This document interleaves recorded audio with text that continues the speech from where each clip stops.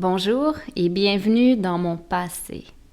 Depuis que je voyage, j'ai toujours déposé mes pensées et mes actions sur papier.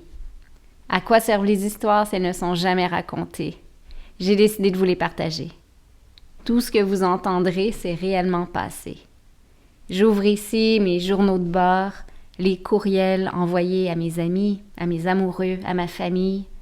Je vous ouvre les tiroirs qui contiennent les aventures de vie. J'espère qu'elles vous divertiront.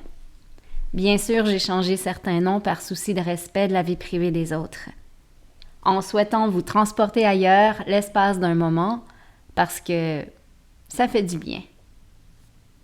Dans la première partie, je vous avais lu un courriel que j'avais envoyé le 7 mai à mes amis proches et à ma famille, mais ça faisait une semaine que j'étais arrivée au Vietnam. Voici donc le jour 1 de mon arrivée.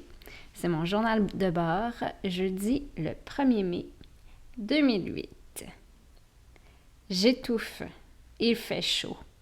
On m'aurait dit que j'étais à Bangkok et je l'aurais cru. L'ambiance, la chaleur, les klaxons, c'est le même plat avec une petite touche différente. Yeah, ça roule à droite. C'est déjà un casse-tête de traverser la rue, alors y aller lentement, comme ça les motos peuvent nous contourner. Je suis arrivée dans le quartier touristique à 1h du matin. Des Vietnamiens m'aident à trouver un hôtel. On passe dans de minuscules ruelles. Les bâtisses et les balcons sont très collés. Beaucoup de drapeaux communistes. Je rencontre une couple de coquerelles, 2 rats. Tout est foule. Après avoir frappé à 10 portes, finalement, je trouve une chambre. Je remercie les 2 Vietnamiens. Je me couche à environ 1h du matin et me réveille à 4h. Je tourne et me retourne. Je lis un peu. Je me rendors vers 7h, 7h30 du matin pour me réveiller à 3h30. Je vais me promener avec en tête d'aller à la banque, qui sont toutes fermées parce que c'est jour de fête. J'achète une mangue à une vendeuse, pauvre comme plusieurs. Je reviens sur ma rue et je vais manger un vrai repas depuis une journée et demie. On remet ça à demain pour trouver un petit kiosque typique. Je crois avoir vu en arrivant la veille un monsieur avec un kiosque de petites viandes dépoilées à queue. Des rats? Pour ce qui est du trajet en avion, je suis arrivée à Toronto à minuit 5 pour descendre de l'avion à minuit 20 et voir sur mon billet que mon prochain embarquement est à minuit 20. Et c'est grand cet aéroport. J'ai attendu une bonne dizaine de minutes rendue au gate, même si j'étais environ 15 minutes en retard. Toronto-Tokyo, il y a peu de monde dans l'avion. Alors, comme plusieurs, j'ai 3 sièges pour moi. Yeah! Un lit! J'ai pas pris le dernier repas, seulement la salade de fruits.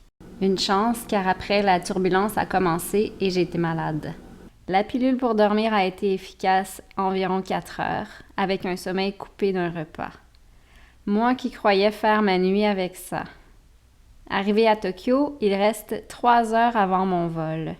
J'ai soif, pas d'abreuvoir, je ne veux pas prendre la chance de tester les robinets, et puis, on s'en doute, je n'ai pas d'argent japonais. Tokyo, Vietnam fut affreusement long. Je m'attendais à 3 heures de vol, ça en a pris 6h30. Ça finissait plus, j'étais écœurée et je filais pas trop bien.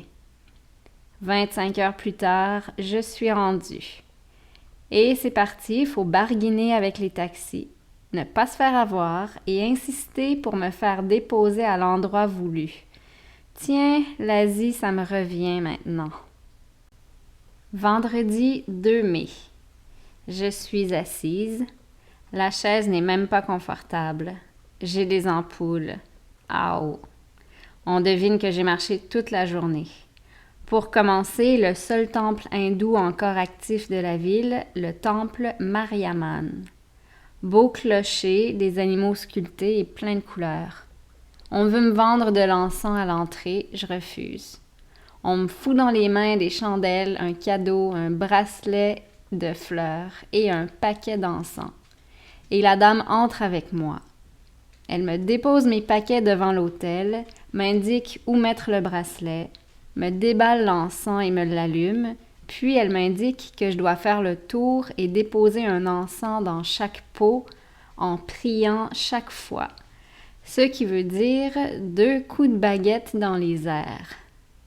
Il y a des portraits de plusieurs dieux hindous en relief tout le tour. Je sors, et là on me fait comprendre que c'est pas gratuit. Je fais un petit don. Elle me demande 200 000 dongs. T'es folle, haha.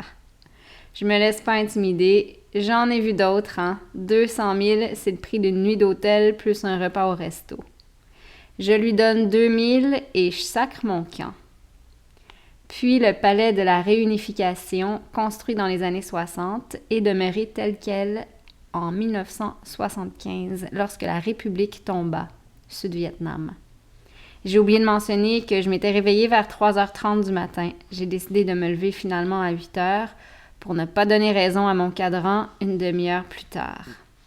Donc, après, je vais au musée de la guerre. Ça ferme pour dîner. Je veux continuer la visite. J'ai donc 1h30 à faire passer. Je vais m'asseoir au parc et je me retrouve entourée de 4 Vietnamiens. Un qui essaie de me brosser mes sandales. Je dis non et j'insiste plusieurs fois. Il me dit « No money, no money ». Finalement, j'ai plus de sandales et ils sont 2 à me les brosser. Je dis que je ne vais pas donner d'argent. J'ai pas encore compris que rien n'est gratuit ici. Ils insistent quelques minutes, je me tanne, leur dis bonne journée et je m'en vais. Je me ferai pas avoir cette fois. Je me rends au bâtiment Comité du peuple, le plus photographié. Le soir, je me dis qu'un massage ne peut pas nuire à mon dos. J'ai appris dans le très précieux Lonely Planet qu'il y a un institut de massage près de Pangulao, quartier voyageur à petit budget, où je suis, on s'en doute. C'est un centre pour aveugles, ça les finance. J'entre, les gardiens s'en balancent, je suis les indications et croise des aveugles. À première vue, ça a plutôt l'air de personnes avec des retards mentaux.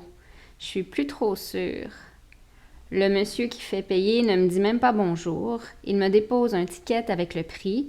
Je demande « Man or woman? » « Woman. » Ah, phew. OK, d'abord.